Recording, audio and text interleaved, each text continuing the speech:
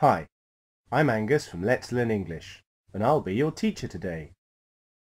Today we're going to look at will and going to talk about the future.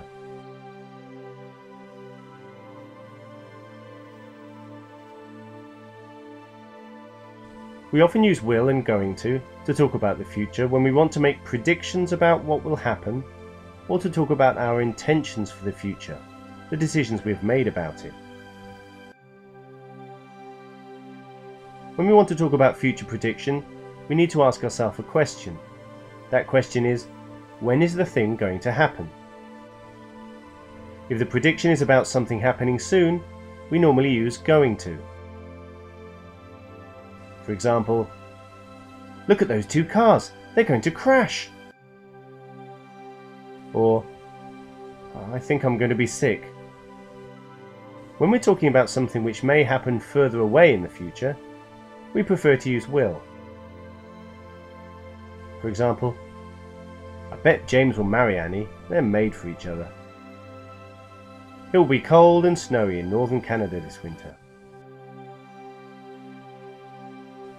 Now, this is important. There's no real difference between will and going to in terms of how sure we are that something will happen.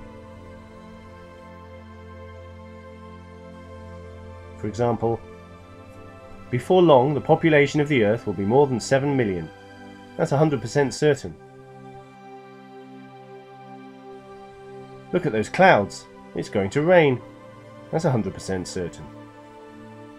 Some teachers and grammar books will teach you that will is more certain than going to, or that going to is more certain than will.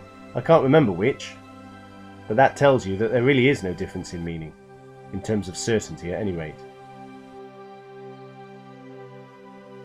We also use will and going to talk about future intention, what you decide to do in the future. Again, you must ask yourself a question, but this question is, when did the person make the decision to do something? If the decision was made some time before speaking, we usually use going to. For example, I'm going to study mathematics at university. Or, John is going to retire at the end of the year. If the decision is made at almost the same time as it is spoken, we like to use will. Oh, I don't know what to do tonight. I know, I'll go round to Jane's house. I'm tired. I think I'll go to bed. We often use will when something like I think comes before it, which makes sense because with I think, it's likely that you've made a spontaneous intention. Teachers and grammar books often go into great detail about will and going to, and about the differences between them. But to be honest, if you want to talk about the future and use will instead of going to, or going to instead of will, it's not really going to make a big difference to the meaning.